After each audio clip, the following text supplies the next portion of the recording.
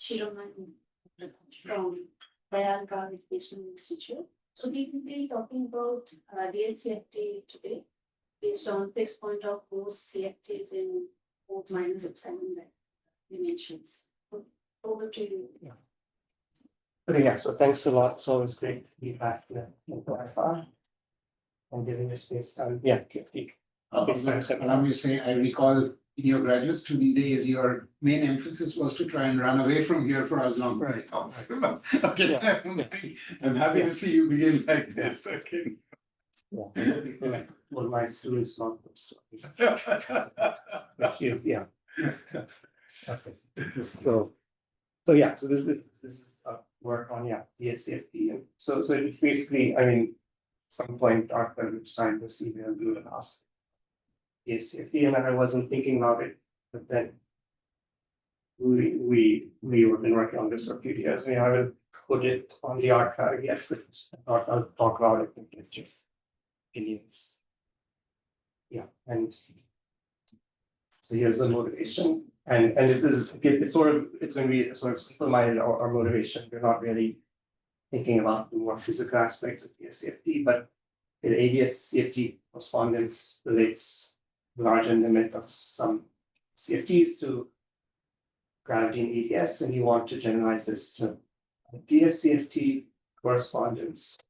So what are the sort of those, just taking a naive analytic sort of continuation approach, one of the things is that because the cosmological constant will be of opposite sign in the de Sitter dual, we want the central charge of the CFT to be negative if it were working in four bulk dimensions. So I would have said central charge to be imaginary. So in odd bulk dimensions, you want it imaginary. Even in this. Even negative.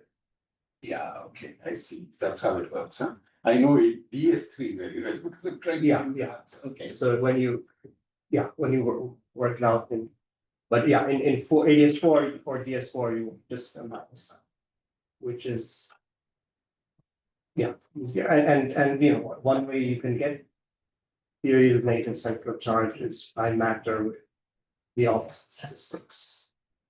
As class in statistics theorem. So that part is. But this already tells us that this distributive CFT can't be thought of as like a quantum Hilbert space associated with de Sitter space, right? Because there is no such thing. It's not unitary. Yeah, it's not. So it's not in a sense quantization, but it's what is it? It's some other. Well, I guess you just it would live at the end of time. So you would calculate correlation functions in the CFT, and I guess you interpret it as, well, end of time could have been you're in de Sitter and then you go into normal or some other phase. So somehow the observations observer the later de Sitter makes should somehow be translated, captured by capture. I think so, but I am ignoring some of these interpretational issues in the thing. Just to say that on general grounds, you can argue that the boundary theory has to break reflection positivities, you know. So then that means and that's different from the bulk system. That means if you think about this Euclidean theory as some kind of analytic continuation of a Lorentzian theory, which could have a Hilbert space, then either the Hamiltonian won't be, you know, Hermitian, and or you won't have a inner product, which is positive self-definite. So one way or another, it's some very bizarre structure, which is different from the bulk, as you say, where, you know, we expect a Hilbert space, normal unitary application, etc. So we should just not think of this boundary structure as being the quantum mechanics duality. Yeah, it's something else, but it encodes the wave function. But somehow this is not true in JP, right? Like there we do think of this as this kind of. I don't quite think so. I mean, I think in JT also there's something similar.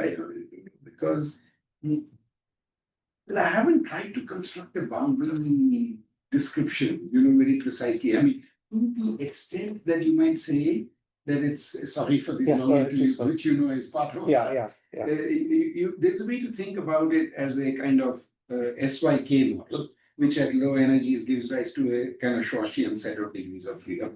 But when you do that, you find the Hamiltonian. In that case, the way the breaking of reflection positivity arises is that the SYK Hamiltonian has imaginary couplings in this case. At least I can try to show that. I see this.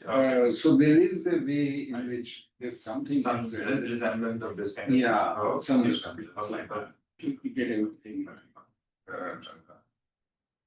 That trigonometry is precise if I take GT with matter, so that I try to compute some analog of what would be a wave function. Then you get some version of the SYK which brings. So there's some twists to it. I'm sorry. for that. Yeah, no, Yeah. Yeah. In a short concise way, is it possible to see why? Is it easy to see why the central charge will be imaginary for odd dimension? yeah, it is easy. But It's basically because here the action is e to the is, And now you can put the system on, you can put the boundary system on a sphere and compute the Casimir energy to get a measure of the central charge. But that Casimir energy is obtained by taking the boundary action as a function of the trace of the energy momentum tensor and differentiating, in the standard way, d log z over d g mu. And here, because z itself is e to the is, you pick up an extra. So at root, in that case, it goes back to just the, yeah, I don't know if you agree, but that's how I think. yeah, I mean, I guess I just start it. Yeah, I agree, but yeah, that's right. So, but yeah, it does depend on even or odd dimensionality. And perhaps then, yeah, the structure of fluids will be different. But then, yeah, so then the second sort of difference, which we'll look at, is sort of the relation between the scaling dimensions of CFT operators and the masses of bulk fields. So, and we'll just focus on scalar operators in this talk, but you can also talk about Einstein operators. So delta into delta minus D is m squared RADS in the sort of the bulk mass squared, which is a parabola that sort of is the opposite of what you see here. But for DS4, the relation is, you guys get a minus sign. I wrote it in terms of the Hubble constant. So it's delta into D minus delta is m squared over H. So now if you plot, mass and delta here, the parabola, which was earlier, so in ADS, it's sort of upside down, and the lowest part is the DF bound. So it's sort of all very good that any reasonable delta would give you a positive mass field. But here it's upside down. So if you're demanding bulk fields to be positive, then it looks like the scaling dimension has to either be a relevant operator, that every operator has to have delta less than D, and use 3 on it here, or it could be on this line, which is basically an imaginary scaling dimension of D over 2 plus I gamma. And when in ADS, if you want a heavy field, it's like the scaling dimension has to go to infinity. But in de Sitter, if you want your field to become very heavy, scaling dimension has to come up here, and then the imaginary part gets very large. And that's, well, yeah, it seems hard to imagine that happening for every operator in a CFT. Well, I guess you want, well, this is the relation, and it's different. Okay.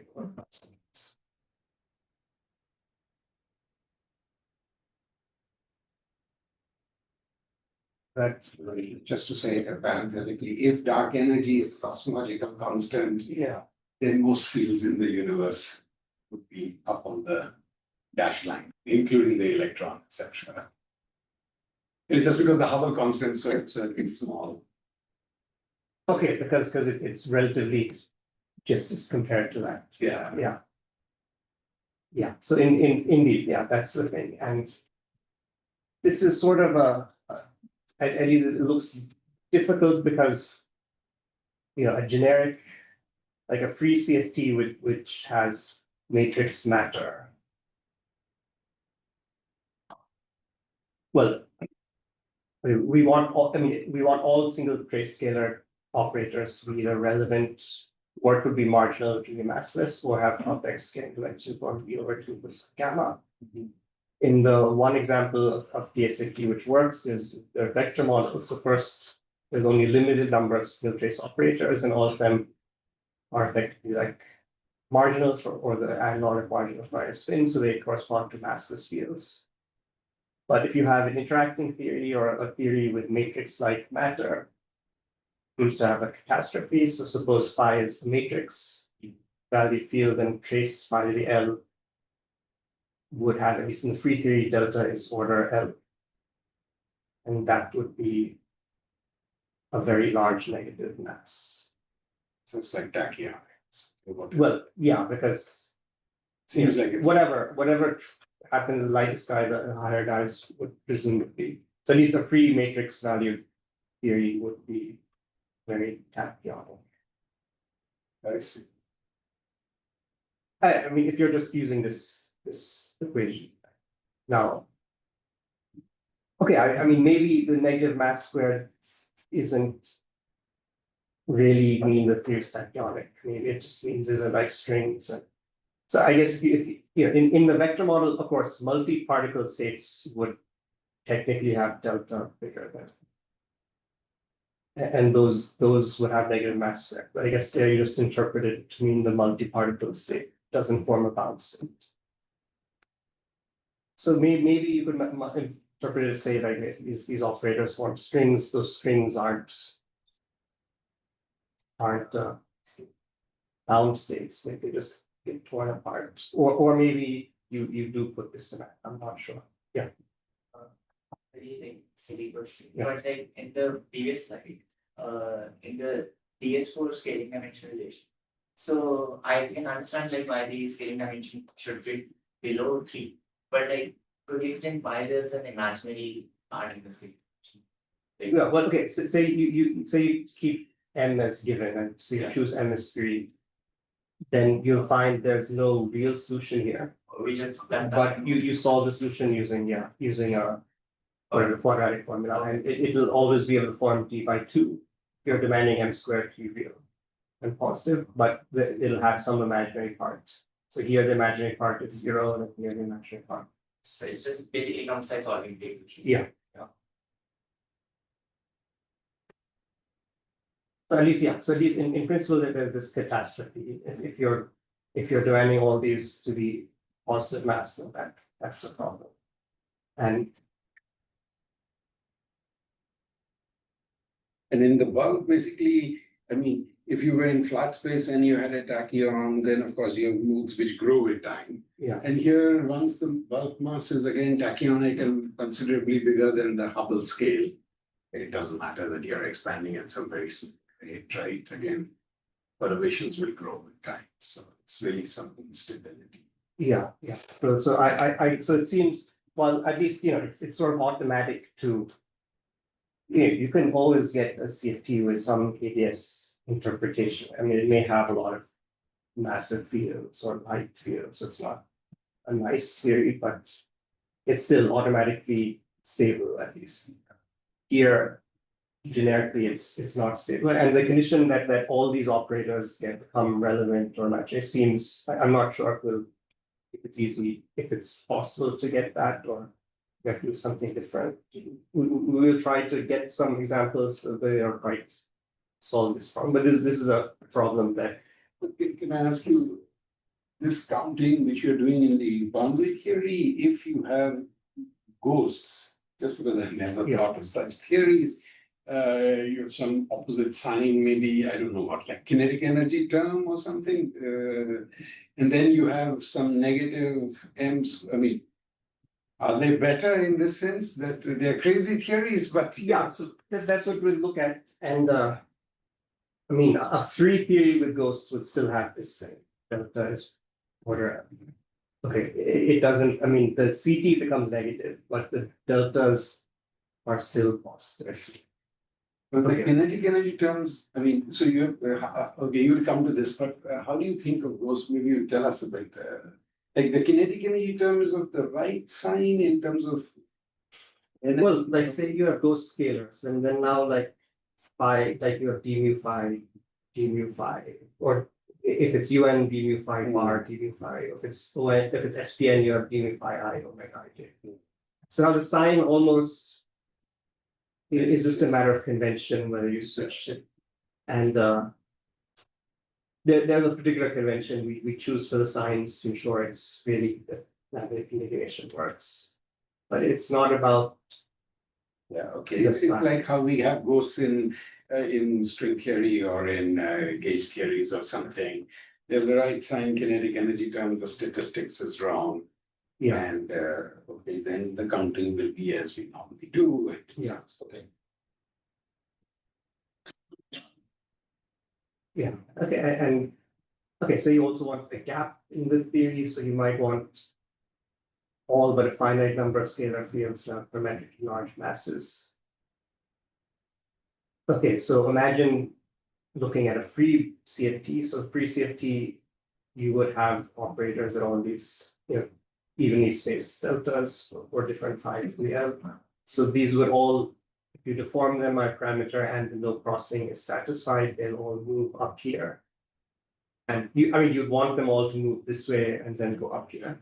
So a sort of a necessary condition is whatever your operator was with the smallest delta in the free theory, which would be like say trace phi squared.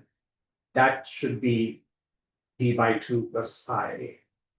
Well, assuming no accumulation, say plus I times infinity.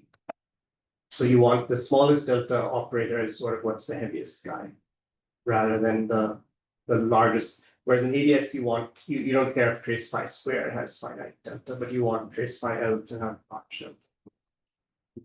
large L. And here, what do you think? Like I'm saying I'm saying trace phi squared should do something like this. And that's necessary, seems necessary. Yeah, I mean, just because then trace phi to the L or whatever will sort of be multiples of this and will, but then even that isn't solved. It's just if you're assuming they're all points here, so they're all points on this paragraph, and there's no crossing, then the lightest one is going to go to infinity first, the smallest delta. I see, go to infinity as your coupling coupling increases. So if you have a parameter which takes you from weak to strong coupling, that is very. I see. Assuming that the anomalous dimensions are corrected, etc., etc. Assuming that they're, so I mean the ideal, the ideal scenario, if there's no crossing and the anomalous dimensions are continuous functions of this parameter. It's the guy which in the free theory had the smallest delta, which would be like the heaviest field. I see, and the heavier fields, they're anyway sitting somewhere out there. Yeah, so really problematic. And maybe, okay, they all come up and become less problematic. They also come up. But since they can't, unless they cross the lighter guys, they're gonna come up. Here it's sort of like it's a necessary condition that he's the lightest guy, the smallest delta. Whereas in ADS, okay, the smallest delta guys can stay forever, and it's just the large IBM you want to.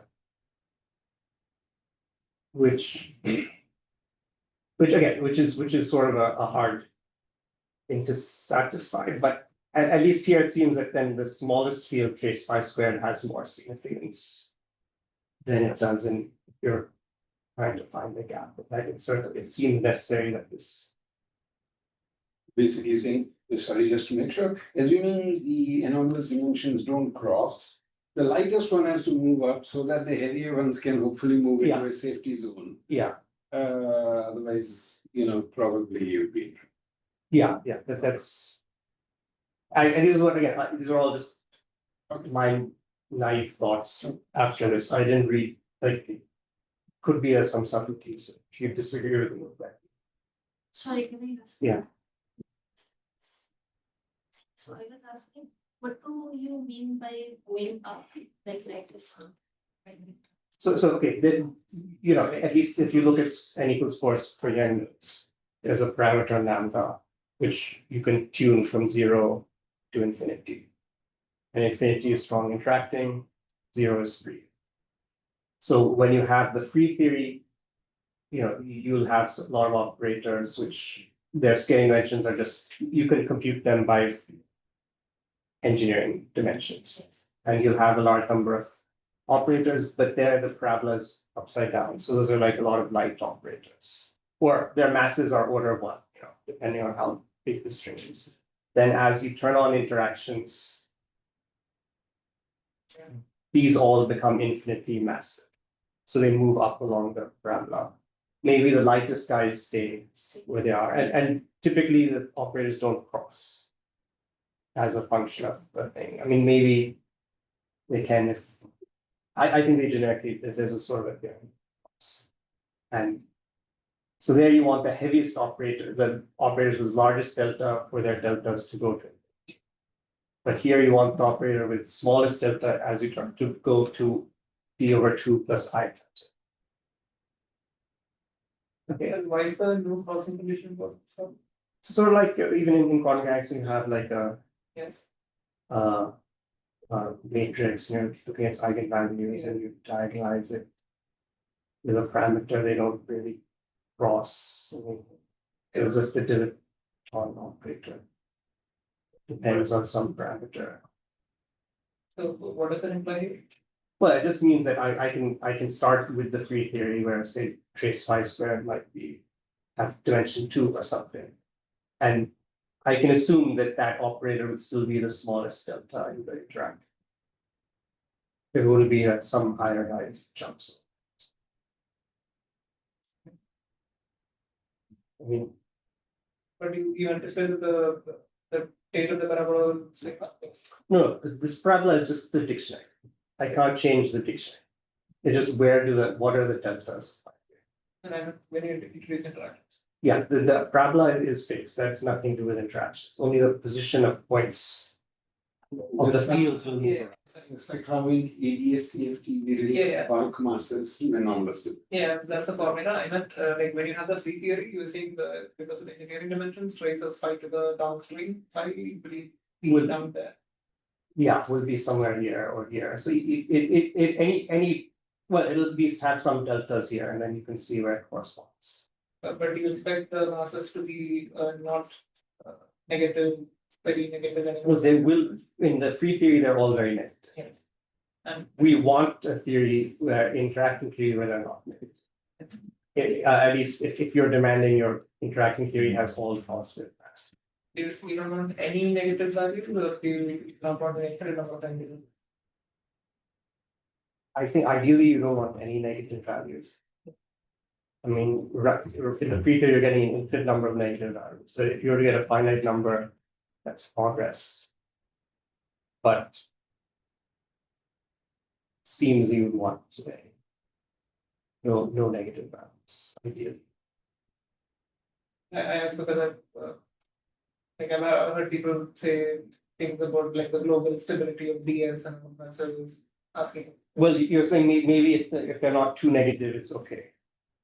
I was asking if those figure into your calculation somehow, then you can Naively, like a finite for stability, I just want all the things to be positive.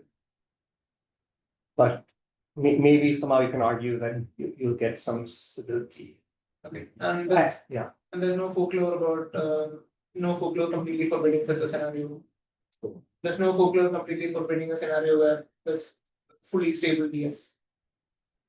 Well, okay, now this is a huge, huge story, and if you ask me, I will comment vis-a-vis KKIT, but regardless of details, the following, sorry, 2 minutes.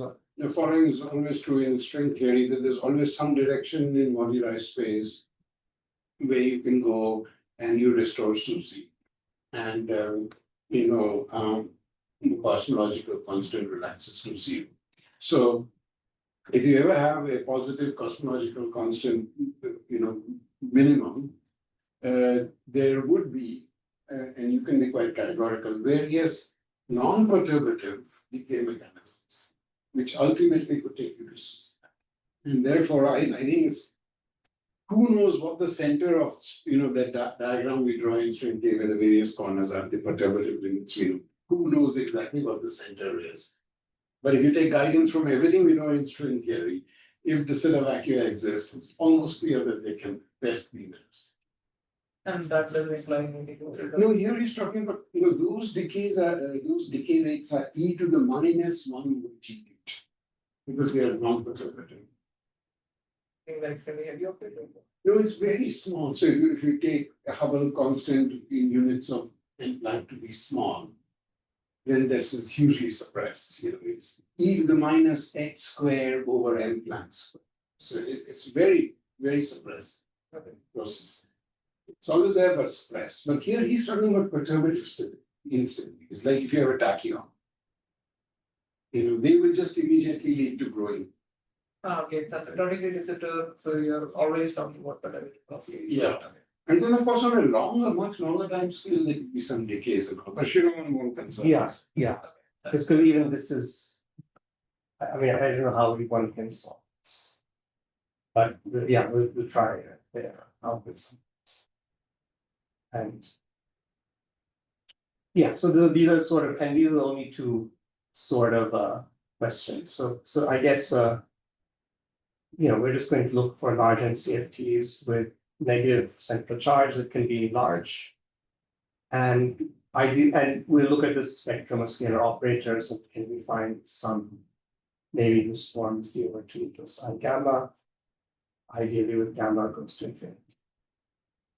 I could not quite get why the scaling dimension has to be out of form like smallest scalar object of that form. Okay, say we want a heavy bulk field. Then if you solve this equation, it's sort of, the solution is d by 2 plus I times gamma, where gamma depends on how high you are here. Let's say I substitute delta equal to d by 2 plus I gamma. Yeah. It would give me some value of m. Which will depend on gamma. M will be positive and real and just increasing function of gamma. So we can plug it. Okay. You just take that quadratic equation number 3 and you solve it. It has a solution delta equal to d over 2 plus minus I times square root of, I forget what is that, I think 4m square over h square minus d square or something like this. So once m square over h square exceeds d square over 4 or something, then you get imaginary. Just a discriminant becomes And why it has to be smallest or heaviest depending on what we think. Well, that I was just saying that, so you're again, this is what I'm saying is that all your operators would be points on this graph in the free theory. So your lightest operator, say trace phi squared has delta equals 2 in the free theory.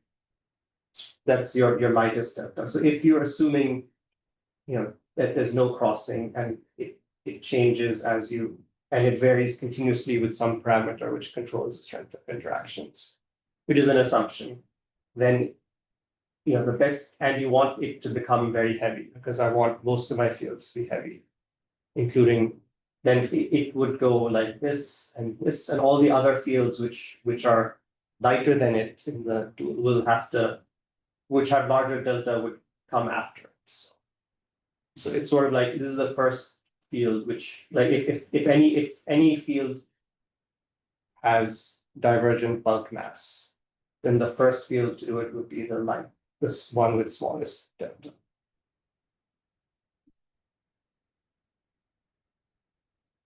Okay, assuming no crossing or And what is this crossing? well, just that you have a bunch of fields with different deltas and they move around, but they don't cross each other as you change the interactions.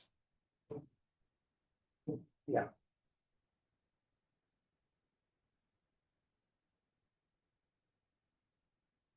Okay, so one way of getting rules to consider space are vector models with ghost matter. And ghost matter, I mean matter with the wrong statistics, so that could be anti-commuting scalar fields and commuting spin 1/2 fields. And these are sort of toy models of CFTs dual to higher spin gauge theories in de Sitter space. So papers like Strominger and stuff from the early 10 years ago, we proposed them, and we find that ghost matter effectively changes n to minus n, so it changes the sign of central charge, hence the cosmological constant in the bulk dual.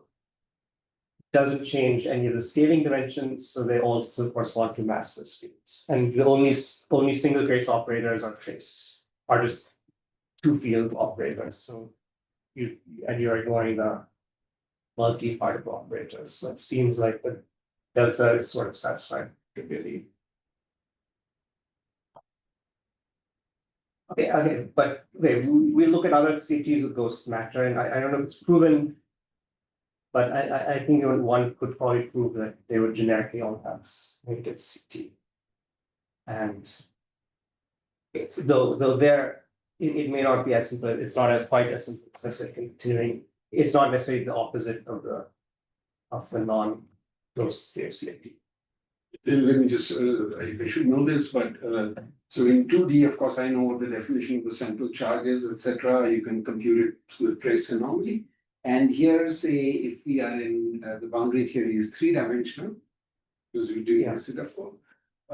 What exactly is the definition of central charge? Well, I'm going to define it using the TT 2-point function. So TT 2-point compared function to a free scalar. Okay, so the TT 2-point function should go like some coefficient over whatever is fixed by the dimensions. And if that coefficient is positive, we say C is positive. That That's coefficient what I'm doing. You could do free energy on C3, on S3. Okay. And that might be a better definition. Okay. And the two will be related, presumably. Yeah. Okay. Yeah, and then if you want, CFT with complex scaling dimensions. Well, the idea was we would look at complex fixed points and real fixed points. So the idea of a complex fixed point is you say you don't have a fixed point at all, but you had, say, a parabola which sort of gets close to touching your beta function sort of parabola, which gets close to touching the thing. So there's sort of like the slowest point in an RG flow that slows down and then speeds up again. And that's sort of you could use a, for example, a complex CFT to approximate such a thing. So this is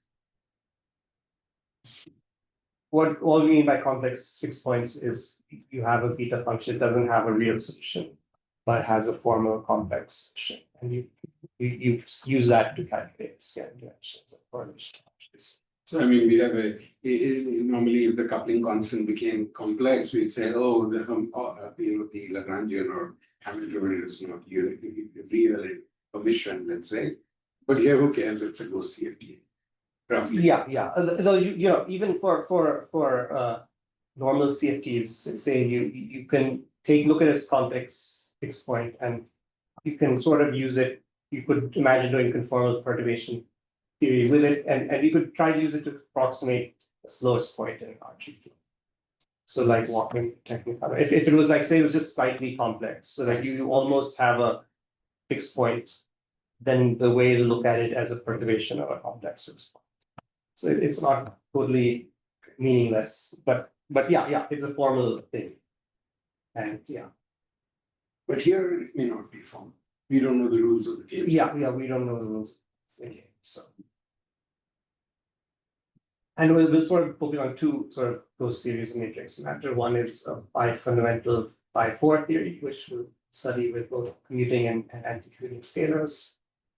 And we'll do a theory which is in a joint gross level model, which would, yeah. Shiroman, so I imagine most of the talk you discuss these models. Yeah. But just very quickly, if it's too much of an aside, Yeah. when Strominger et al. And they looked at these SPN ghost Yeah. models, they tried to relate them to Vasilev theory, Yeah. right? And there was, can you just briefly say, there were some checks that worked out in terms of correlation functions or something and boundary correlators? Or what was the nature of the Yeah, you can ask queries in the checks in the normal when the cilia. Because the higher spin theories, sometimes some of the things, they're divergences, and you really calculate them. But if you all those checks, I mean, if you, I think you can argue. I mean, you can certainly define a higher spin theory in ADS or TDS classically, as long as you have some lambda. You can define a higher spin theory. You can't do it from lambda 0 necessarily. So you have a lambda. You can define a classical higher spin theory with positive or negative lambda. And I think it's reasonable to expect that any calculation done with negative lambda at the level that they've done it would translate to positive lambda by just plugging in lambda to minus lambda. And then here, since you can argue you just plug in n to minus n, it's just all the checks which go through. I see. For the normal one should go through here. Now, is there subtleties in that? If they're doing like loops in cilia, well, yeah, 1/n corrections could be a problem. I see. But before 1/n, I mean, I vaguely remember then we move on Polyakov and Klebanov and all these people who did Yeah. ON. But I've forgotten, could they compute? I don't think Klebanov and Polyakov computed anything. They just said this has you want a tower of massless spin fields. Okay. This has, and it's possible to find consistent classical equations of motion for Okay. massless spin fields. The Cilia showed us that. So maybe they're doing. Okay, so the spectrum of primaries in the ON model, Yeah. all these conserved currents Yeah. match the higher spin fields in the Cilia, and that's the extent of proof. And then, I mean, Giombi and Gin did a bunch of calculations. Okay, and they Which they checked it. And I mean, but I guess, because the bulk theory has this isometry group of the conformal group. And then if you're using the dictionary,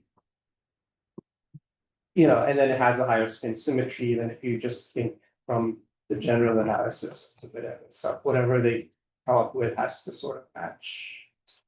I think.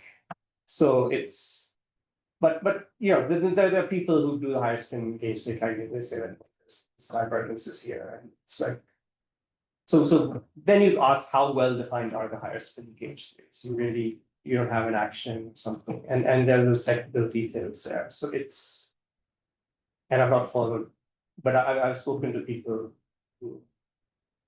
who have, like, if you want to do that really properly, that there could be more to be done there, even just for the one. The geometry checks were at the level of 3-point functions or 4-point functions. 3-point functions. That's what you're saying, they're sort of kinematic checks. There might have been some 4-point. Okay. Things So done. function is the first place where you see non-trivial. Yeah, I guess I should look at the literature series if they've done 4-point functions, but I think initially it wasn't 4-point. Oh, fine.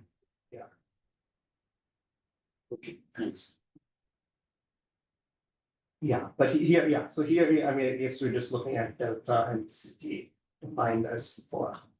And we're never going to, well, yeah, but so and these are the two theories where we choose, because you can, of course, we wanted non-supersymmetric theories for CFT, and these are at least you can compute in the 4 minus epsilon expansion, like 5-4. And so you can compute CT or deltas and look at how they look at. Yeah, and the GNY model is sort of more promising, so it does have at least on the surface, it looks like a scalar operator, which has e over 2 plus I gamma, where gamma goes to infinity.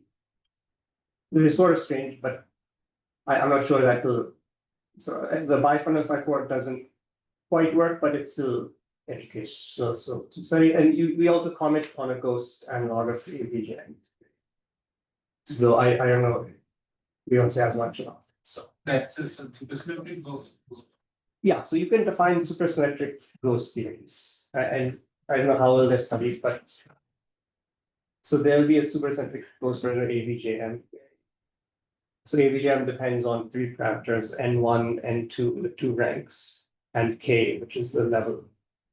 So we'll find another ghost theory which is equivalent to that, but you just change the sign of n1 to minus n for any correlation. So that means that scaling dimension relations would have to be preserved differences from the ABJ theory. So it'll have to sort of, at least at the level of the computations, it has to inherit supersymmetry. We haven't checked supersymmetry transformations on that.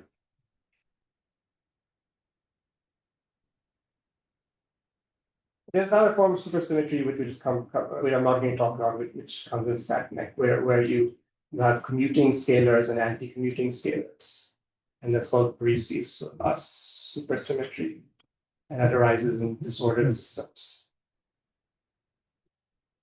So then you have ghosts in our language because you have scalars with the wrong statistics. Yeah.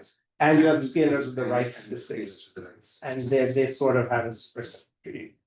And these are purely StatMech constructions for disordered systems. But at least there's at least at formal level, there's sort of a ghost version of supersymmetry. And there are going to be ghost theories which are supersymmetric that are quite different from regular theories, because say in a superpotential, if you do a quartic superpotential, if the superfield is now opposite statistics, you would need an anti-symmetric sort of tensor to compute them. So there are, at least formally, there are a wider class of supersymmetric theories if you allow fields to have the wrong statistics. Just out of curiosity, I mean, so there is a no-go in de Sitter, but it is phrased in terms of the bulk, right? It says you cannot have supersymmetry in de Sitter space. Yeah.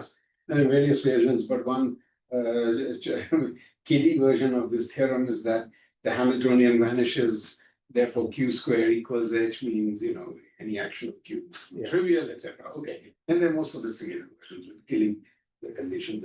But these all rely on some notion of operators in the bulk with the bulk Hilbert space of which they act, right? Now, do those kinds of arguments preclude supersymmetry in your boundary theory, given that its structure is very different? Well, this boundary theory may not be dual to de Sitter. These are just ghost theories. No, not yours, but I'm saying, suppose we had a boundary theory with ghosts and so on, and a version of supersymmetry of the kind you're saying. Yeah, so could we have supersymmetry there? Suppose you look at ADS4 cross say CP3, and now you're changing the sign of lambda, so ADS4 becomes DS4. But the radius of CP3, if that also changes sign, it's now an open space with negative curvature as well. Mm-hmm. And that could give you a negative contribution to H. It would be a weird theory because there's infinite extra dimensions, right? Yeah, it's like a DS times a open space. Right. But then the 4D Newton constant will go to 0 because the internal space is okay. I see. Okay. But I guess that's the sort of like thing. If you're continuing lambda in a stringy dual with extra dimensions, and these extra dimensions would also become open instead of closed. And then it's sort of not a very physical situation, but it could be somehow, and you might have to put a flux on these. Yeah, so I was about to say, actually, if you try to do what you do in string theory, your fluxes have to become imaginary. Yeah. So that's why we do, it's not a legitimate, okay. Yeah, but I think, the ghost analog or ABJ would be something like that. You put some imaginary flux to do it, and it's sort of then a formal thing. but it No, I was just asking because if you could have versions of those theories with supersymmetry, you're kind of Parisi plus kind, if that was allowed by the bulk being de Sitter or not precluded, maybe those theories are a little better controlled. I'm not sure. Maybe they arise and start back anyway, so they are not so crazy. yeah, well, but there definitely is. Now, the one which arrives at Mech, it's just there's no n, or n, there's no un symmetry for OM, so it's just like a single scalar field. And it's so one thing is I'm trying to see if you can generalize them to matrix value fields. Then okay, they can also give you like you have equal number of ghosts and non-ghosts, you get CT equals 0. So then you could ask for flat space, but it's they're murky in some sense. But another question, and then a usual supersymmetric ghost system the string theorist know is this BC beta gamma system. So BC comes with the central charge -26. Beta gamma comes with the positive central charge. And they're both stillness. Yeah, so I was just asking that in this case, in your supersymmetric ghost, the super partner of the ghost which has negative central charge will also have negative. So in this one, it's going to have a negative CT. It's not going to have a 0 CT. Okay, and it's commuting fermions and anti-commuting scalars. So it's weird in that sense, yeah. But for the pre-Cicerolas, it's commuting and anti-commuting scalars. So that system is similar to Cicerolas. So, yeah, so this is maybe review. So I can skip it. This is okay. So if we look at vector models and matrix models, there are sort of bifundamental. Well, there's two large n limits. There's the matrix large n limit, which is all the planar diagrams contribute, and the vector model large n limit, where only a small subset contribute and they're related to each other. Well, they're not, they're sort of different. This is sort of described by string theory, it's described by, if it's described by a dual, it's a higher string dual. So, you have this picture which shows this where so there's this ABJ theory when n is much less than n is a vector model effectively. So that would be dual to some sort of higher spin theory with where the fields have these extra indices 1 through n. And then if you increase m over n to 1, then you get ABJM theory, and that's at least when also you change n over k to be large, that's some sort of supergravity. So that suggests that in this picture, there's this gravitational Tooth coupling m over n, which is like in the higher spin theory, and as that increases, these higher spin gauge fields somehow coalesce to form strings. So then there is some coupling in the Vassiliev. well, this actually works for any coupling. So you don't need, you could choose lambda to be 0 or large, you still have, and that just changes the boundary conditions. So in some sense, this is That the top one I understand. I mean, in Vassiliev theory, the Chang pattern. Oh, there is a Chang pattern factor, and there is also a coupling. Is it corresponding to this gravity? So there is a coupling you dial up to go to. that coupling would be just 1 over n, which is the strength of gravity, right? And it comes with the cosmological constant and gravity, right? Is sort of, so 1 by n is like controls how strong gravity is. But both sides are large n, right? Both sides are everything is large n. Large n. So how do you go on the bottom? How do you go across? So here it's like, okay, 1 over n is the gravitational constant, but we're going to also have the Chang pattern factors I is 1 through n. And m is going to be large.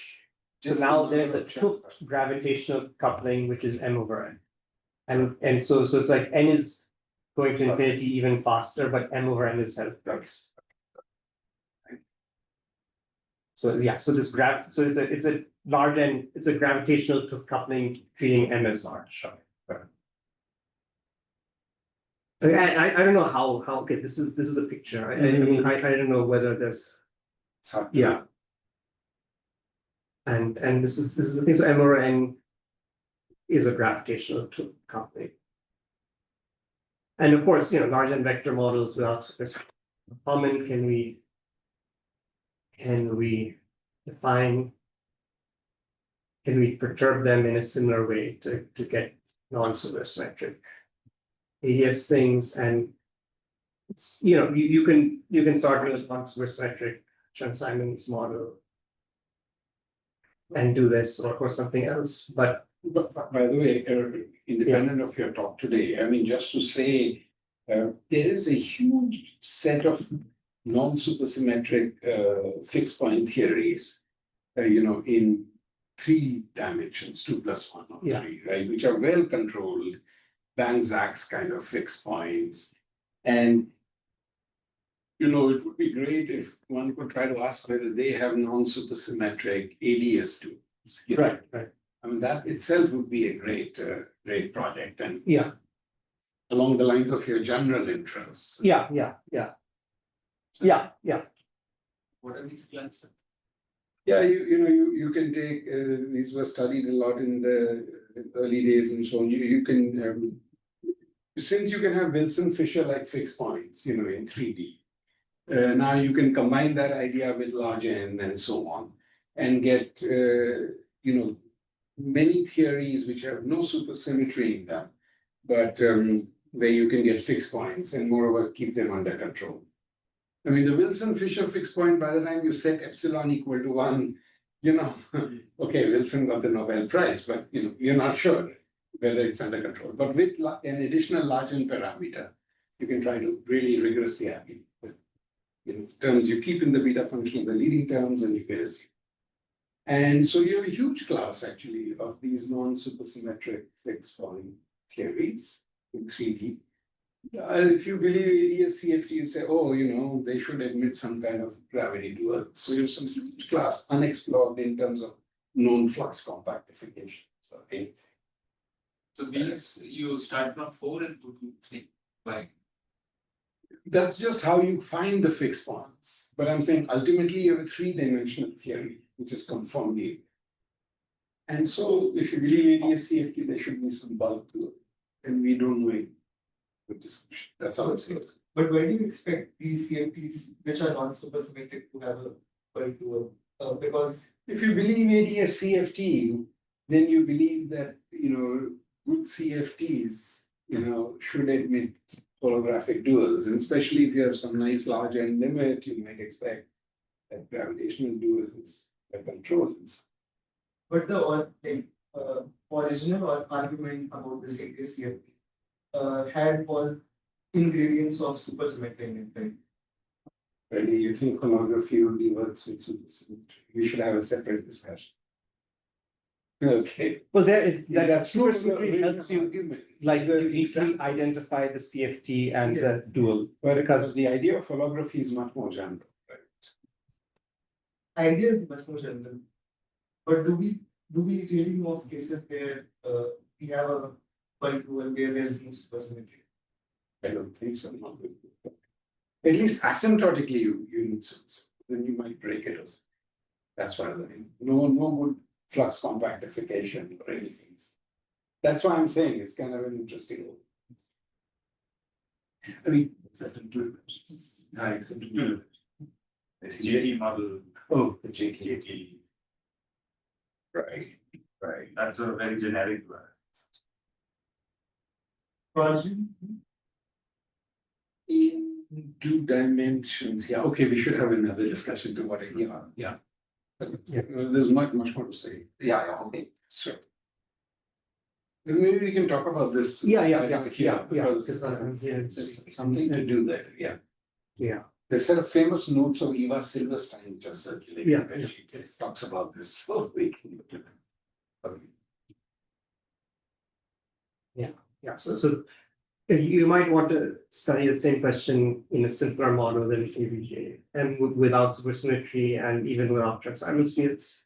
So the idea is you have this Wilson tri-4 theory, which you can generalize to an ON theory. So you can also further generalize it to an ON times OM theory, where the phi is now an n cross n matrix. And it arises in StatMech for small m and n, so it's pretty well studied by many people.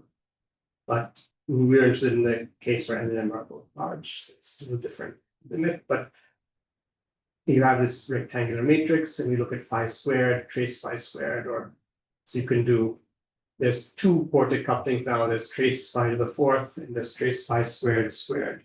So a single trace ported coupling and a double trace ported coupling. And the advantage of looking at this series, you can study it in 4 minus epsilon for any m and n.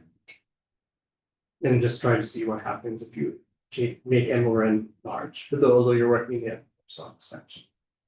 And then what we'll do is we'll also study this now where phi is anti-commutative. So the trace is over the n degrees of. The way I wrote it, the trace is over the n degree. Yeah. Because, well, I mean, if I wrote, okay, really, this is heuristic, but phi is an n cross m matrix. So I multiplied two phis, phi and phi transpose together and take a trace of that. And that's trace phi squared. I do phi transpose, phi transpose, and that's trace phi. Okay, and whether it's n or n, that's convention. So I should have written phi transpose, phi transpose. That is phi transpose, and but here I thought you're just going to take trace phi in the G2 term. Yeah. Trace phi transpose and Trace take phi the- transpose. Yeah. Okay. Got it. Okay, and well, it's.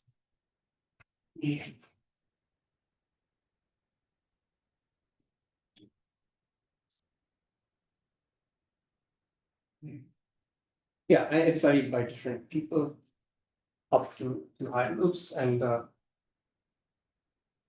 so we'll look at the theory when it's held fixed. When n are both large and m over n is held fixed, so that's the limit of the where it's sort of come. And okay, well. Okay, and then we'll study it in a ghost theory. So before I'll come back to this. So let me just tell you what happens in the ghost theory. So how do we define the ghost version of this? So if our scalars are anti-commuting, then to define a kinetic term, you have to have an SPN symmetry rather than ON symmetry, because omega ij, because otherwise this would vanish. But if you have omega ij, then it doesn't vanish, so that's anti-symmetric. And then, okay, each time you have a loop, because this is anti-commuting, you get an extra minus sign. And any loop would also come with a factor of n.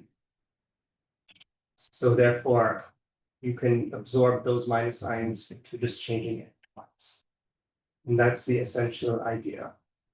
For vector models, this immediately changes this central charge.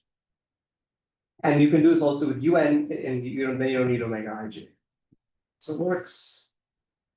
And okay, this is just and this doesn't matter if chi has any other indices. So you can add an OM index or anything else, and that just comes along.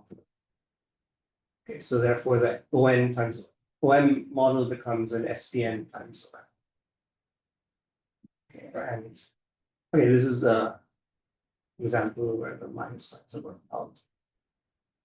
Okay, and you can prove this non-perturbatively using Hubbard's strength Donovich. So you start with some kinetic term here, and chi, whether chi is commuting or anti-commuting is not specified.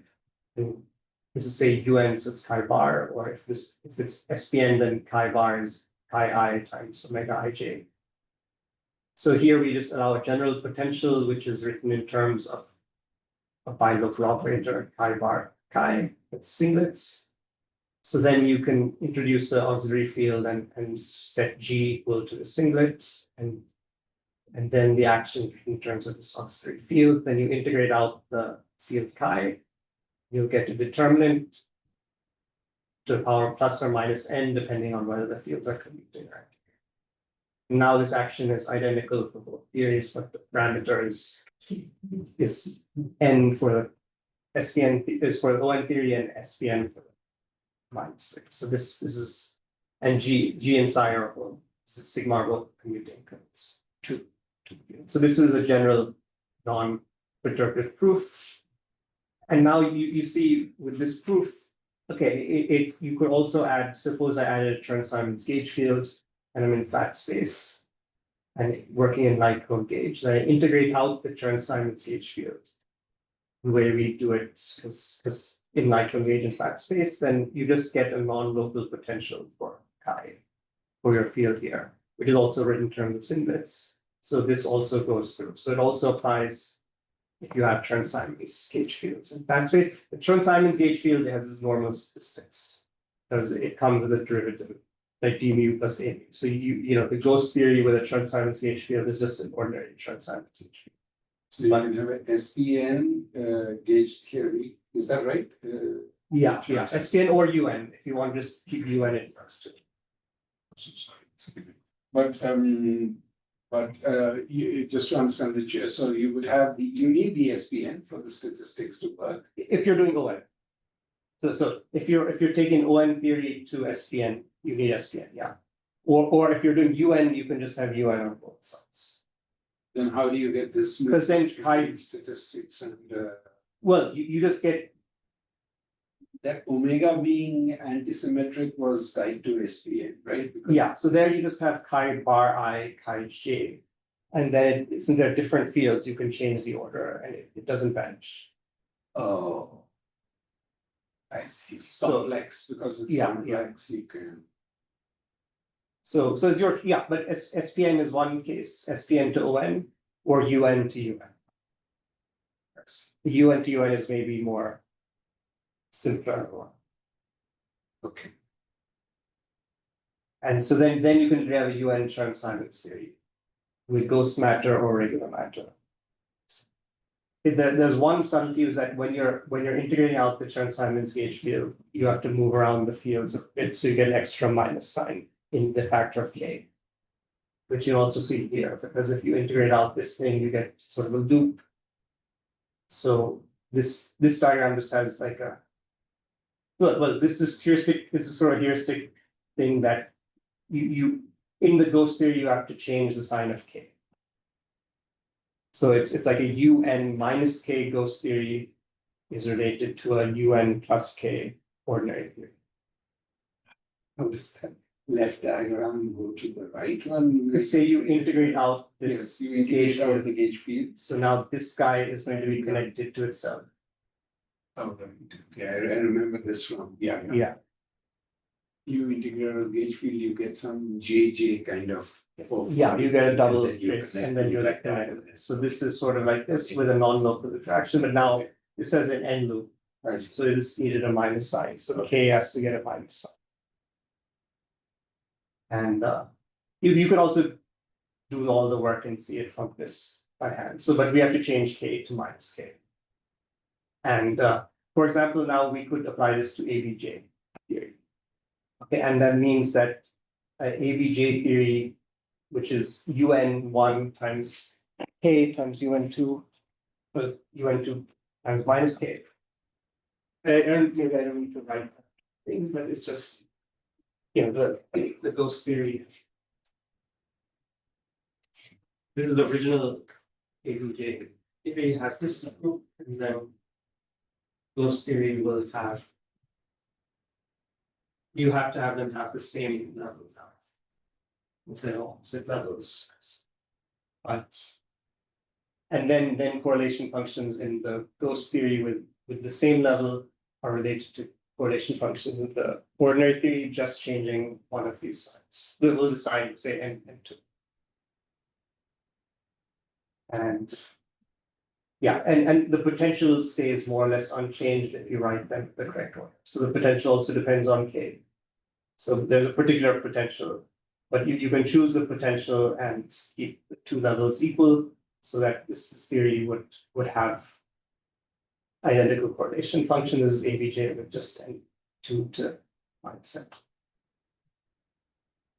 Of course, yeah. So I don't say anything much more about this here other than that it exists and its correlation functions are here. This, of course, this derivation worked in flat space because I integrated out the Chern-Simons gauge field and micro gauge. I assume it's flat space, but otherwise it's fine. And since this ghost theory sort of has some sort of analogous structure, it ghost fields to regular fields, at least because, at least well, the evidence for that is just that since the correlation functions of ABJ are constrained by supersymmetry, so on the correlation function of ghost. So there's some version of supersymmetry with various n's going to minus n's or something that survives. Yeah, well, there's some version which yeah, well, in the ghost theory, there's just n's are all positive, but your fields are opposites. And okay, I don't know if there's I any. mean, k goes to minus k or something. Yeah, k goes to minus k. So the theory is a little different because the two k's are equal. Whereas here, supersymmetry forces the two k's to be opposite. But the claim is if you do this, you'd still get a supersymmetry. So some analog of the supersymmetry algebra, etc., superconformal algebra. Yeah, I almost, I mean, so it's trying to solve, I think the algebras are almost literally the same. It's just that you have a representation of the algebra where your fields are opposites. That's just, so you just have like a new super multiplet where phi, capital phi is now is the opposite sign. So the zeroth term is anti-commuting scalar. And you have a commuting fermion. And you have an anti-commuting auxiliary field. And theta is still anti-commuting. I see. So is it that the algebra is the same, but you're now looking at non-unitary layers? Yeah, I think so. Yeah, non-unitary. We worked with the wrong statistics, which are then therefore non-unitary. See, that's interesting. Yeah, and some of the theories could be similar to like this one. Other theories could be just not quite similar at all because yeah, when they're anti-commuting, you would put them together in an anti-symmetric way. They're commuting. Yeah. What about the scalings of free energy? Is it same as the original theories?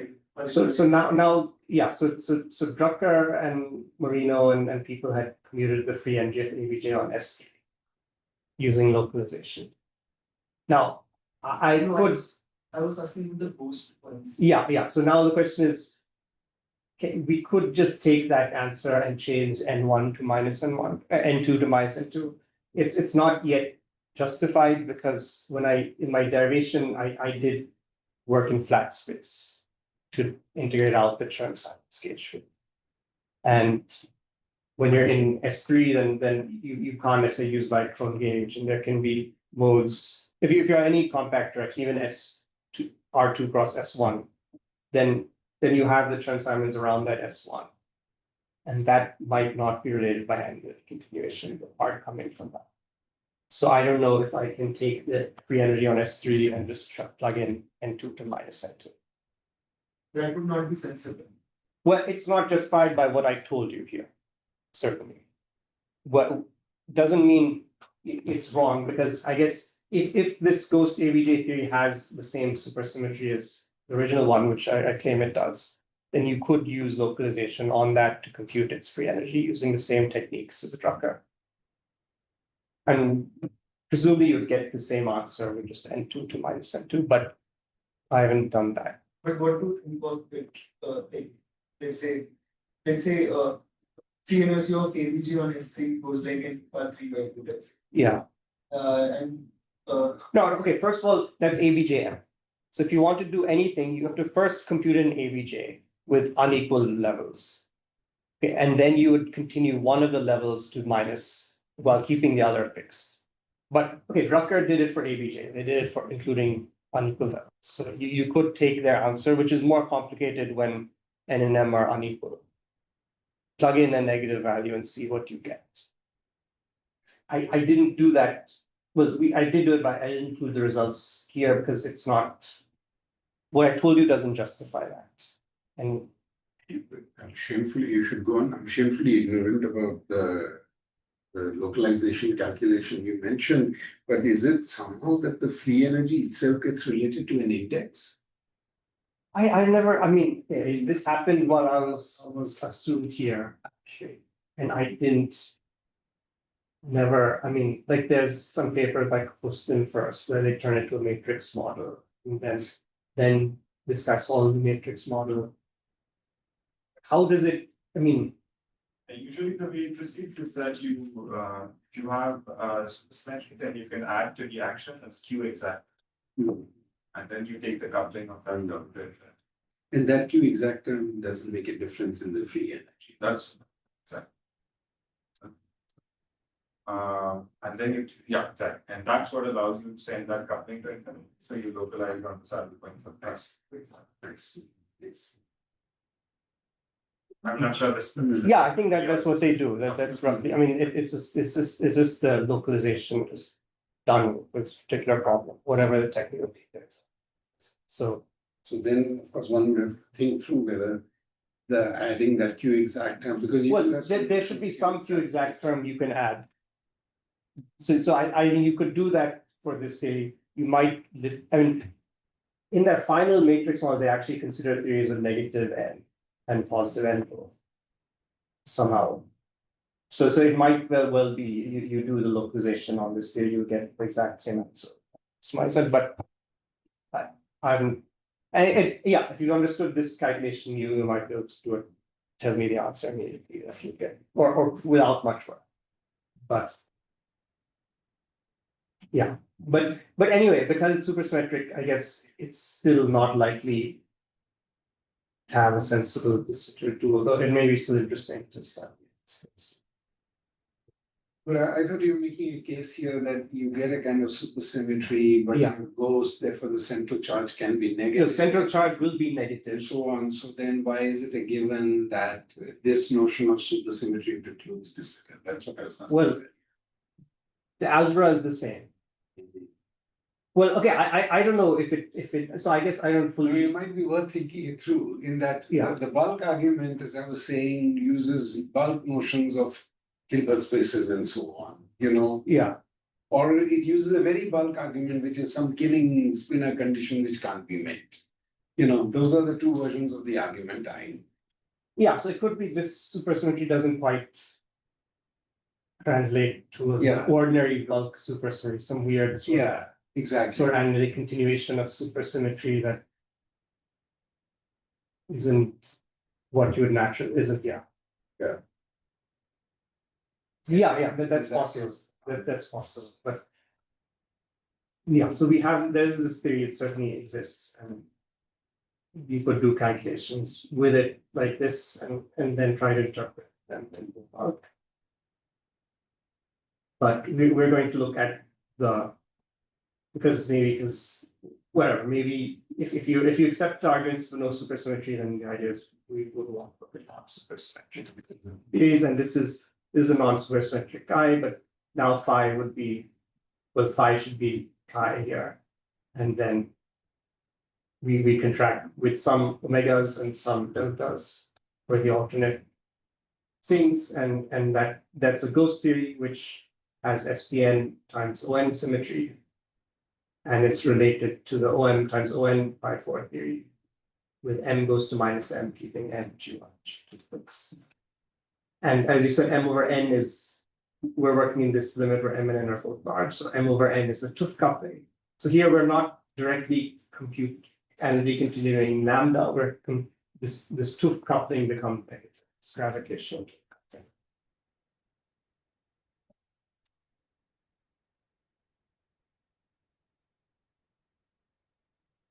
And large N limits. So now the original theory is invariant under OM under interchange of M and N. So that means it's invariant under alpha goes to 1 by alpha. And the ghost theory isn't invariant under M goes to N because because in the large N limit, continuing M is like continuing alpha. And so the large N theory is invariant, still invariant under alpha goes to 1. And we could just ask a little bit about the dual. So if alpha is greater than 0 but less than 1, then that's the OM theory that's this. It's presumably since it's presumably also a higher spin theory with OM patterning factors. And that's true when alpha is positive and much less than 1, or alpha is much greater than 1, although whether N or M is a Chan patterning factor switches. So if you look at the ghost theory, when alpha is much less than 1, it's presumably a higher spin dual where the higher spin gauge theories are anti-commuting, but they have SPM Chan patterning factors. And that would give you this M goes to minus M. If alpha is much greater than 1, the theory would have a bulk higher spin dual in de Sitter space, where 1 over M is the radius of de Sitter space, and bulk higher spin gauge fields have ON Chan patterning factors. But because the theory has this alpha goes to 1 by alpha symmetry, these two are sort of equivalent. So it suggests that anti-commuting higher spin gauge fields in BS are equivalent to commuting higher spin gauge fields in de Sitter space. I'm not, and this is the extent of the argument. So maybe there's a hole in the argument. At least in the large end. So now we're just going to look at fixed points. So in general, these are the fixed points of the theory at one loop. So we can look at fixed points for positive and negative M. In general, there are at most 4 fixed points. There's the free fixed point, which is 0, 0 for both of them. There's a vector model fixed point, which is like the OMN vector model. Sorry, here we're doing ON cross SP, right? Well, I can do both theories simultaneously, and I just plug in negative values for M for the and for SPM and positive for ON. So this is the expression for the ON plus ON Yeah. and M positive, and Yeah. then I just take M to be negative. Yeah. So I mean, so if it's an SP6 theory, we'll look at M as minus 6. Okay. And so in general, for arbitrary MN, there are at most 4 fixed points. One is the free fixed point, which is trivial. One is the vector model fixed point, which is OMN symmetry, which is also sort of trivial, and that G1 0 for that coupling, that fixed point. And there are 2 fixed points where the single trace coupling is non-zero. So I call them ST plus and ST minus. Wilson Fisher is the answer of the M. Is V. Oh, what's it called? V. V. Yes, okay. Yeah, where is the vector model? It's an OMN vector model. Right. And now Sorry. The single trace coupling is is 0. 0. So there's like enhanced tree. So that these two, of course, always exist, but these single trace couplings only exist for some values of these fixed points are real for some values of M and N and are complex for others. But okay, it turns out they're sort of so this is for M and N both positive. The 2 real fixed, these 2 single trace points are over here, and they're close together. When M is negative and N is positive to the ghost theory, they're quite far away. So this sort of analytic continuation makes quite different physics because as you can see, it's not like the pictures are directly at each other. Right. Because only some terms are becoming negative, etc. Yeah, and then and generically when M and N are positive, the two single trace fixed points merge. Yeah. Yes. So that they merge and here, but when M and N are M is negative, the 2 fixed points are there. So in general, we find you have a complex fixed point when M and N are in this shaded region, and you have real fixed points outside these regions. So this this picture gives us the opposite of what we want. Should I say wait for us? Or I think he's probably on. Back. Maybe what they waiting for 1 minute and seats. yeah. If you want, you can grab a cup of coffee. Also, relatedly, since you're here for the entire week, and are there any like slots available? Like, if this talk, I mean, appears that you're about halfway through, right? Or slightly less than halfway through. Yeah, I'm not half. Yes. So like, if required, Yeah, I think. Isn't the slide 40 out of 106? Well, I mean, I have slides and like ready to skip over stuff. So if you want, I can go faster. no. I mean, I can actually finish it maybe in 15-ish minutes if you want. It's sort of like. So it's totally up to you. If you feel like there's enough material, there's also a slot available tomorrow at 11. So if you feel that would be better, then you can continue tomorrow. Or if you feel that you want to finish today, it's totally up. It's. Well, you'd want to stop like then at this time. We can go up to 1 or so. Usually you go up to Okay. 1-ish. Okay, well, it's your. But I mean, we'd probably finish by 1. Let's see. Okay, that's. I think, I mean, yeah, unless you want to, go into more detail in the calculation or something. So these are the fixed points. So you can ask in general, when do all these 4 fixed points? So there are 4 fixed points. These 2 are sometimes real single trace fixed points, which are the ones of interest. If you want a matrix model type tool, and sometimes they're complex. So when you solve the beta functions, you find it depends on the square root of this guy, which is, there's this discriminant factor. And we want it to be positive. So it's positive when M and N are outside the gray region, and it's negative inside the gray region. So this is where you have complex fixed points. And this is where you have real fixed points in the white part. So this is actually sort of the opposite of what you would have wanted from the DSCFT construction. So the shaded regions are where we have complex fixed points. Is that right? Yeah, Meaning that which one, the single trace? the single, the single trace coupling would be real, but then the double trace coupling becomes complex. And in the non-shaded, we have fixed points? We have real single traces, real fixed points. It's all the fixed points. Thank you. And okay, the ghost theory is this part when M is negative, and the real theory is the normal theory is when M is positive. So this is sort of the opposite of what you might have wanted, because you're getting a complex fixed point in the normal theory.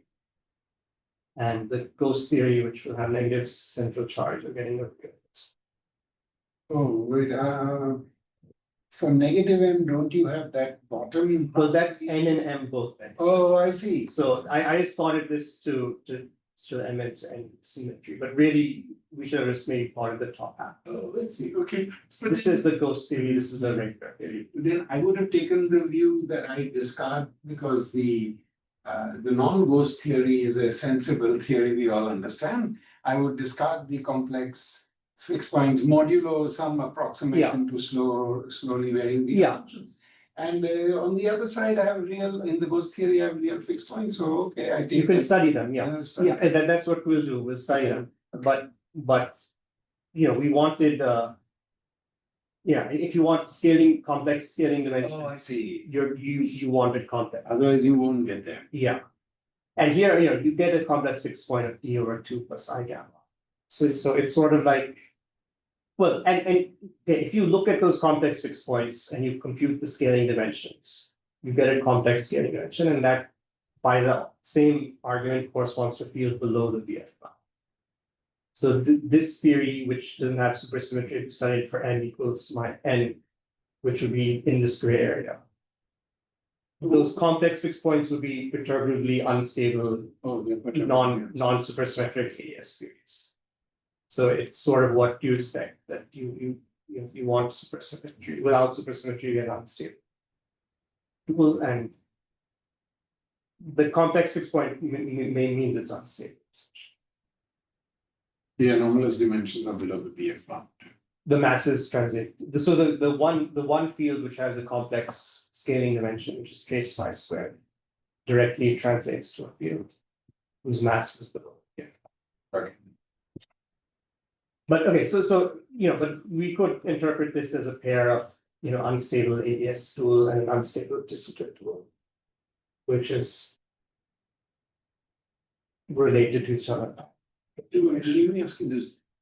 The reason I'm saying is, the argument that you necessarily need ghost fields to the extent we understand anything about DS holography is not an airtight one by any means, because you could just have, as I was saying, what's clear is that you need to break reflection positivity. I mean, that you can, just from the DS CFT correspondence, it follows.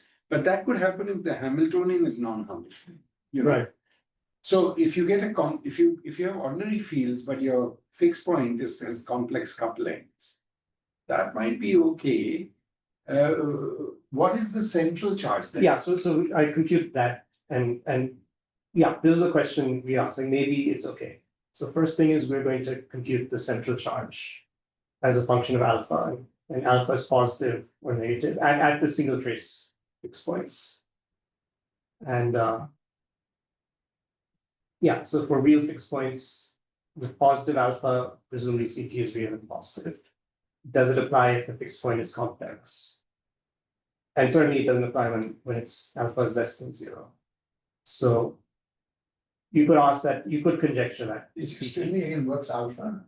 Alpha is M over N. Ratio of. Yeah. So we compute CT, and this is what it looks like finally. Plotted. So alpha positive is the ghost theory, is the normal theory, and alpha negative is the ghost theory. And this is like a 2-loop computation. Extrapolate in the epsilon expansion, then extrapolate it to epsilon as well. So CT does turn out to be positive in this theory, even though it's a complex fixed point. It's positive and real. So and here it's negative. Now when you look at this, okay, even if when you go back to this point, it says this it does seem to diverge when alpha goes to -1. Okay, which is m equals -n. So that's like the sort of strongly coupled thing. And okay, at just at the level of solving the beta function with large n limit, you find 1 plus alpha in the denominator. So it's sort of like the epsilon expansion breaks down, or like the theory becomes strongly interacting, which case you can't really trust the perturbation when alpha is -1. Okay, which is sort of interesting because that you might have wanted the theory to become strongly interacting when n equals positive n, but that doesn't happen. But when n is when alpha is -n, at least the epsilon expansion itself comes with alpha plus 1 in the denominator. So is there a vague hope that the epsilon expansion breaks down? You still continue to have these fixed points in the ghost theory, and the anomalous dimensions you compute in the epsilon expansion, which didn't show the sign you wanted of moving off the imaginary axis, do ultimately, because the epsilon expansions are okay. Is that a kind of? That's my hope. Yeah, I mean that's a hope that I have. I don't know.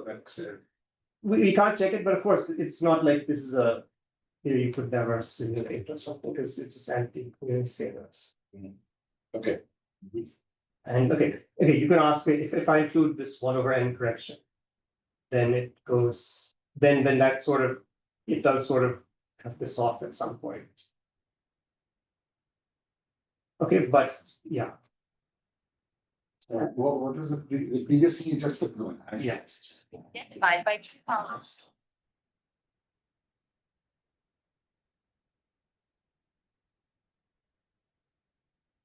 So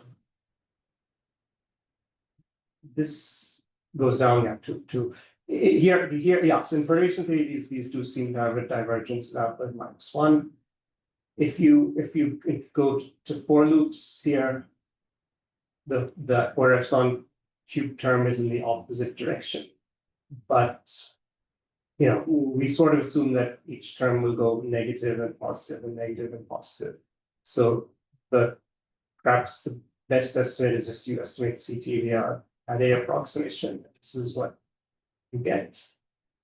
So if you look at the for loop result with Padé approximation, it's actually almost exactly alpha from Padé. If you do it without resummation, it's negative for a while and then it goes positive. But that's just because I'm plugging epsilon as one here. So at least, okay, so the question of whether CT is negative, I claim at least with the Padé resummation at for loops, it's negative.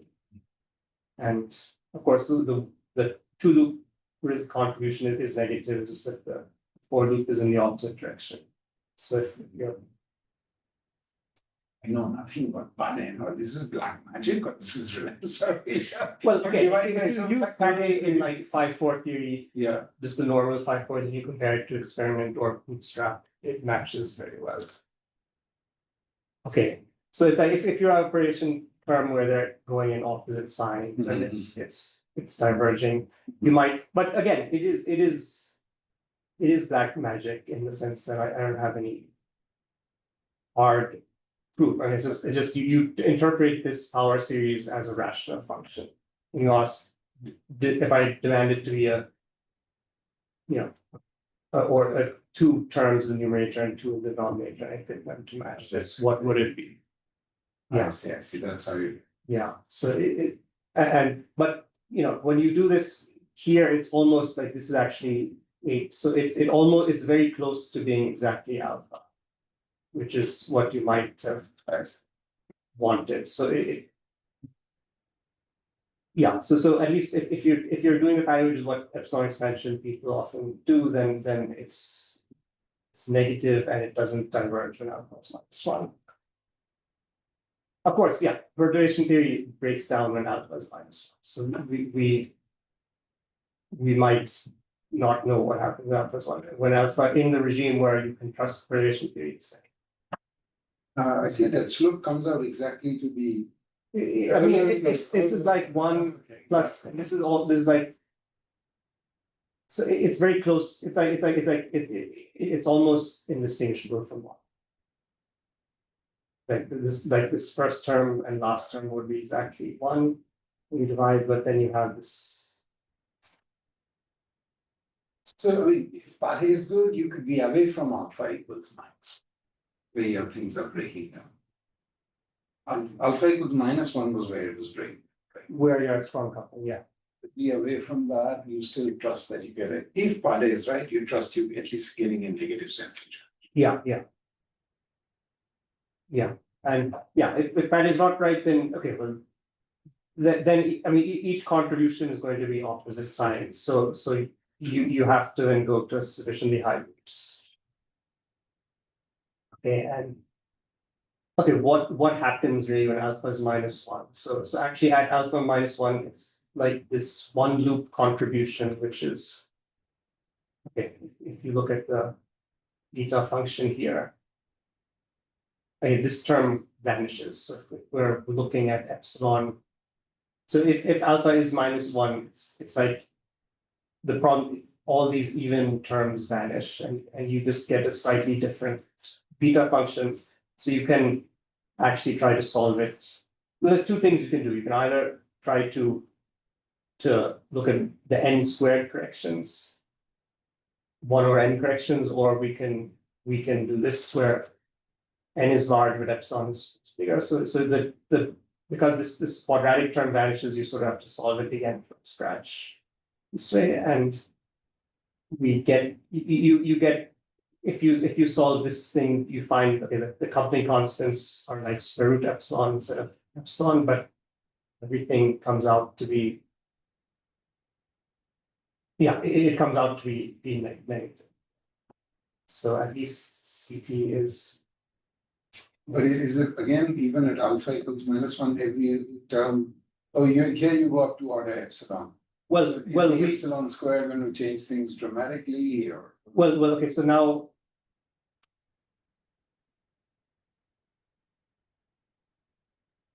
The, I'm just asking because that was the case in general, right? well, okay, so. Here, the coupling constant, when you solve this, lambda1 is proportional to square root terms. So. But yeah, I do have a for loop answer, and I think I did include the epsilon square, it doesn't change it. Okay, it doesn't change it, yeah. But this. You should of course go ahead, but how do mere mortals do for loop calculations? I know it's People have not- already I see. done for loop, Of and course. this is for a general scalar case. If you have phi I, phi j, phi k, phi l with lambda I, j, k, l. I see. The for loop things have been done by Oracle and Sergio. For this specific theory, people have done 6 loop calculations for other things. Because it's, first, yeah, and they're mainly interested in like n is 2 and n is 2, but they have the results. So it's actually. We can use the results of other people for those things and just plug in minus n, essentially. Okay, now we can look at the scaling dimensions. And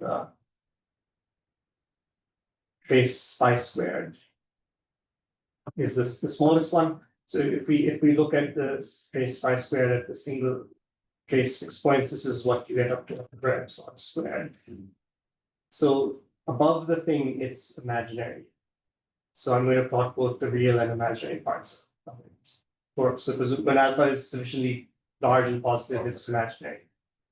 So this is the. And there are 2 fixed points, ST plus and minus, so that's why there are these 2 plots.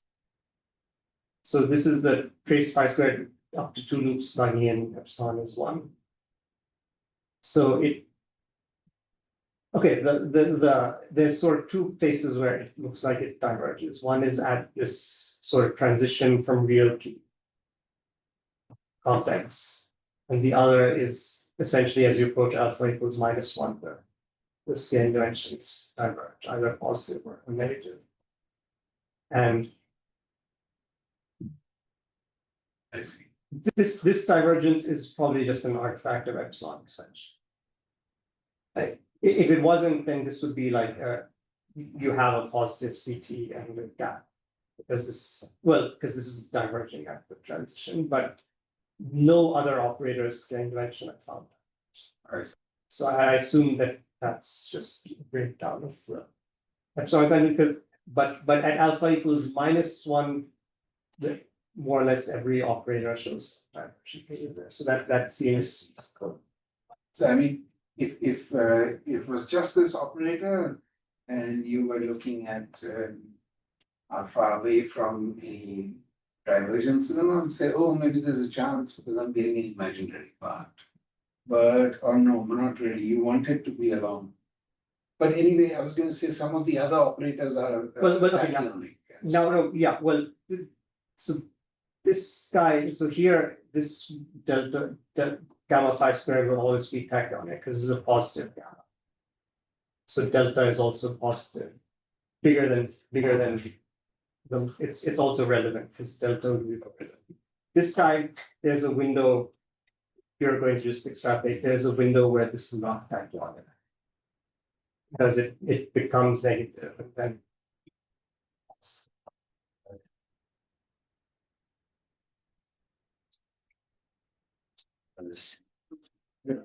That quadrant is relevant for is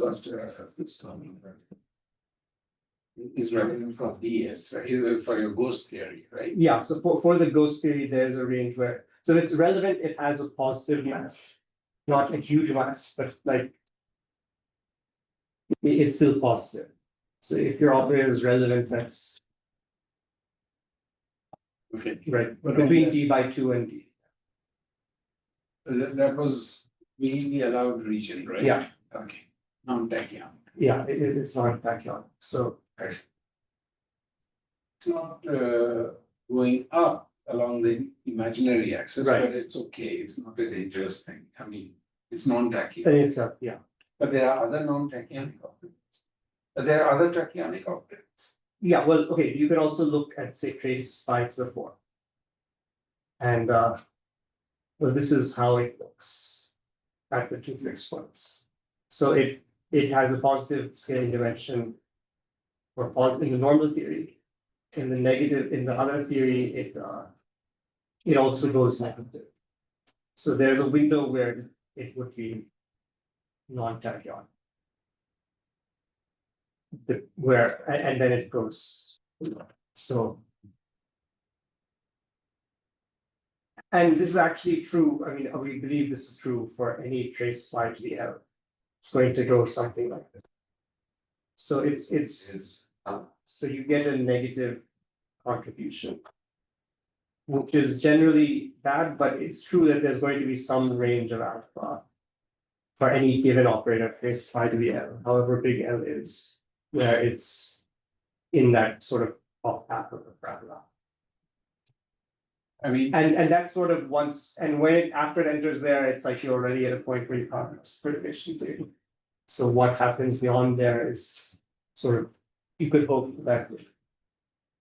But when you started your talk, I thought what would happen is that barring some very strong coupling effect, there would always be operators when I took trace phi to the n for line of n or something, which would stray off into the tachyonic regime. Yeah, And does that not happen? I mean, that happens generically, but not in your fixed points? well, no, it does happen.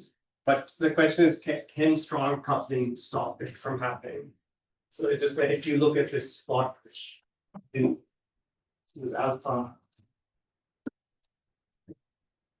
Well, this is. Well, this is the case, this is delta. This one. You have, so this could be.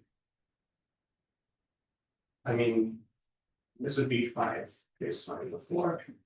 Then you can do 5, 6, so it's going to be probably bigger. And certainly here, it's almost the free case, it's just going to be.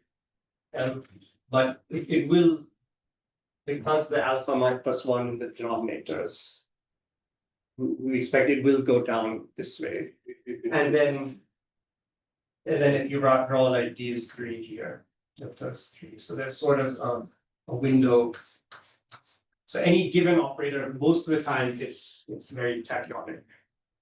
But at least there's going to be some window in alpha where it passes through here, and of course at some point this is so at some point between alpha is -1, so somewhere. So at least for each operator, there would be a range of alpha where it's formally thing, if you trust this perturbation theory, but that range will get closer and closer to alpha is -1. As you said. And Yeah. and at that point, you can't trust the perturbation theory. So sort of the hope might be that near alpha equals -1, where things are kind of breaking down, but okay, maybe there you might actually have no tachyonic.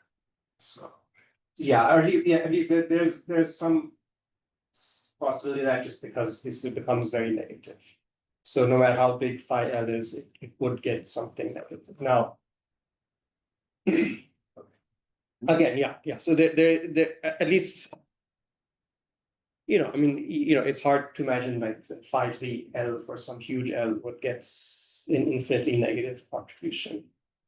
But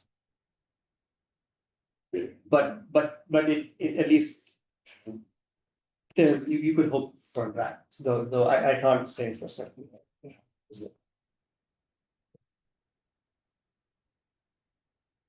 Yeah, and of course we haven't looked at higher spin, guys.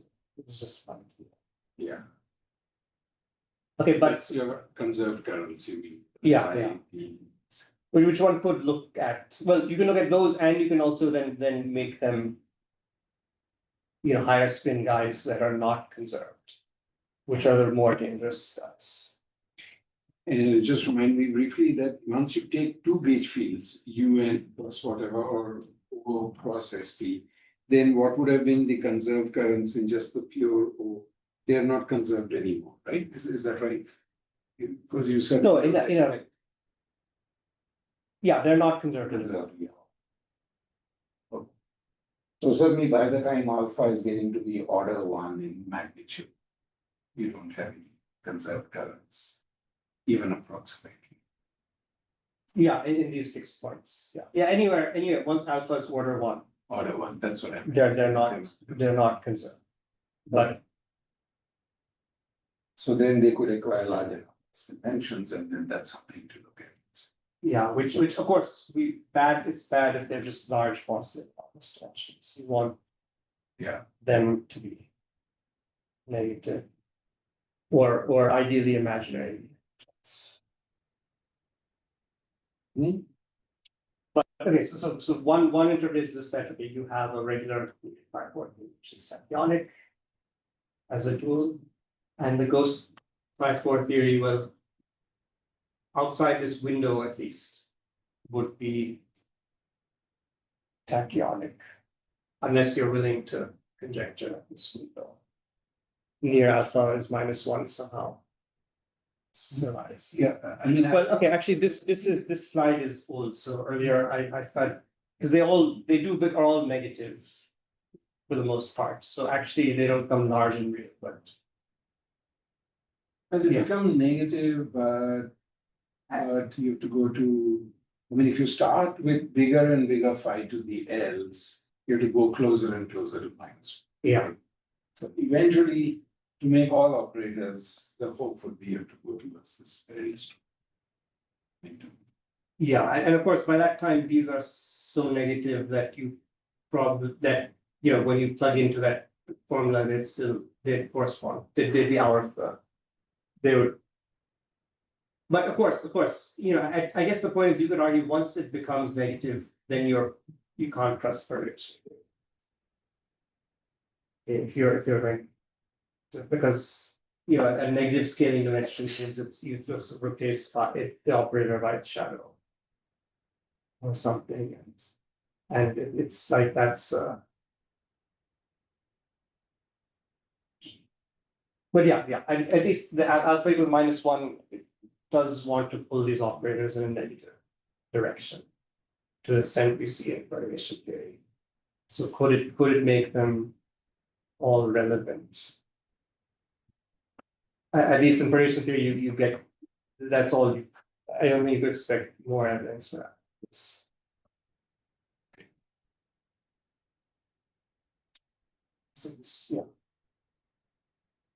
Yeah, so I guess if it's 1, I can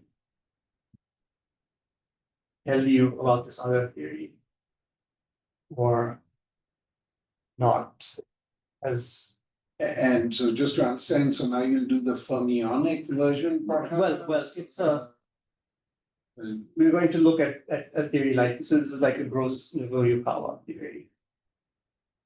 And it's a little different in that, well, the fermionic theory, sort of the fermionic analog of 5-4 theory is the gross Noguchi theory, which is you studied in 2 plus epsilon dimension. So that's psi bar psi, whole thing squared. Okay, and you could now try to make this anti-commuting, commuting instead of anti-commuting. But okay, instead of studying this theory directly, there's a sort of a way to study this as an IR fixed point in 4 minus epsilon. Which is you just put like a scalar field here. Oh, right, I see. And then if you were to integrate, and then yeah, in 4 minus epsilon, this gives you something that certainly if n is large, it agrees exactly with the 2 plus epsilon of the gross Noguchi model here. Because sigma is just like the Hubbard-Strantonovich field for this thing. So we just start at finite n, you start with this action in 4 dimensions and you just do the 4 minus epsilon expansion, and that's an IR at this point, which is conjectured to be equivalent to the GM model, but we'll just, this is the gross Noguchi model. And and it has a stable fixed point. So this is a picture of that. So this is So you have n free. And Is that a sigma squared or sigma 4? this is sigma 4. Because if you're going to start in four dimensions, you write the most general coupling. I mean, if you literally did Hubbard's Stratanowicz, you would put a square, right? That is, if you wanted to get a psi bar psi. Yes, in 2 dimensions, you do a Square, I see, but here you do the 4 and it's the same universality class or something. Yeah, well, it's sort of like, okay, you have n free fermions in one dynamical scalar field. So, okay, here the difference is this guy is also dynamical. So here, if you're going to do Hubbard-Stratonowicz, it's not dynamical. But the picture is you have n free fermions in one dynamical scalar. And you have this coupling, then it will flow to a IR fixed point. You were to take, and you sort of imagine that fixed point that can flow to n free fermions and a non-dynamical scalar without, which are non-interacting. This operator sort of would take you backwards here.